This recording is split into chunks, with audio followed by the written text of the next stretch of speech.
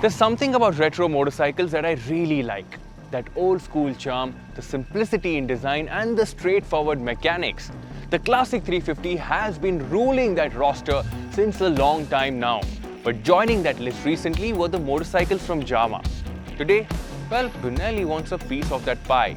And for that, they are getting in the Imperiale 400.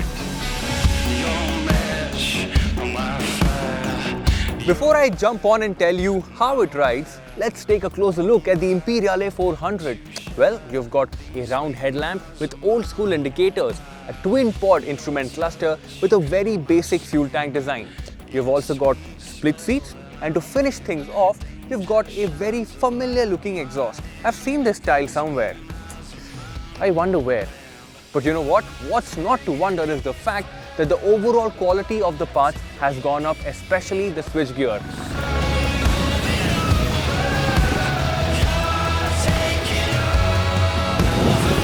Single cylinder, air cooled, 21 PS, 29 Newton meters of torque. Now these aren't really the most intimidating numbers for a 374cc motorcycle. The red line on the console kicks in at about 6000 RPM.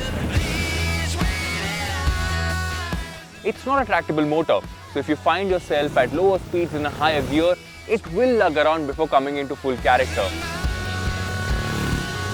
The sweet spot, however, lies between 4000 to 5000 RPM, and at those speeds in the fifth gear, you're doing about 100 kilometers per hour.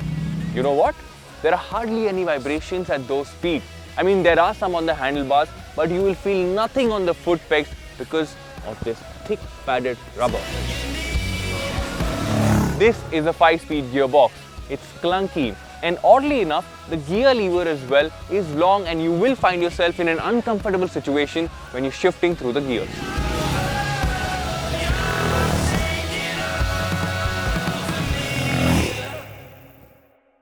"41mm fork setup at the front and preload adjustable shock setup at the rear."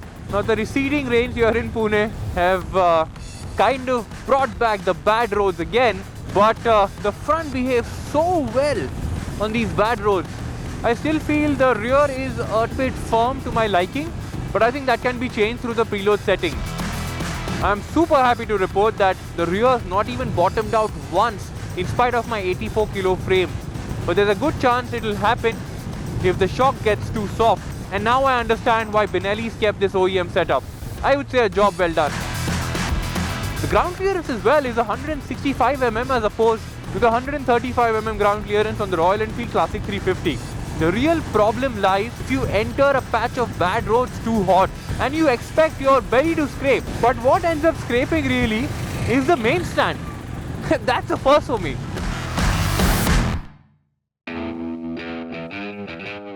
On paper, the Imperiale has the longest wheelbase when it goes head-to-head with the Jawa and the Classic 350. It also has the most weight and the lowest fuel tank capacity.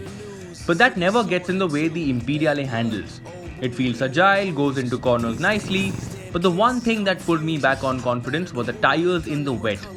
I never really got a chance to test them in completely dry weather, but I hope I can check that when we get the motorcycle for a full review. You see, with motorcycles like the Imperiale, people use the rear brake more often than the front, and that's because of the way the weight is distributed. I'm so happy to see that Benelli is not siding with a single channel ABS system.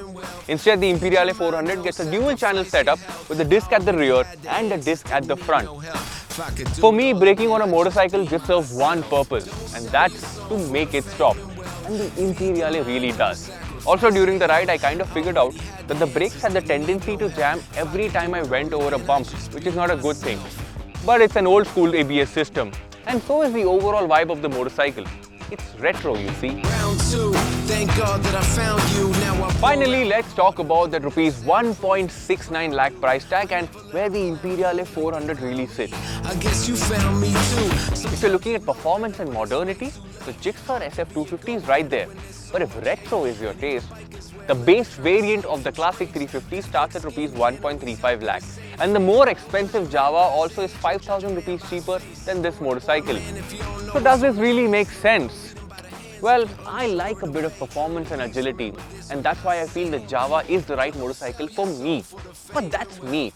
If you are looking at buying a higher variant of the classic 350, the Imperiale 400 is definitely worth a look.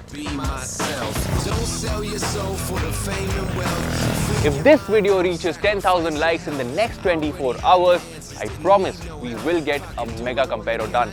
But for now, which side are you on? Is it the Imperiale, the Classic or the Jawa? Let us know in the comment section below. I'm out of here.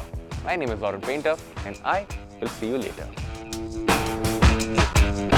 Don't shoot when you can punch, don't punch when you can talk. Remember, we all fall short, don't give us right.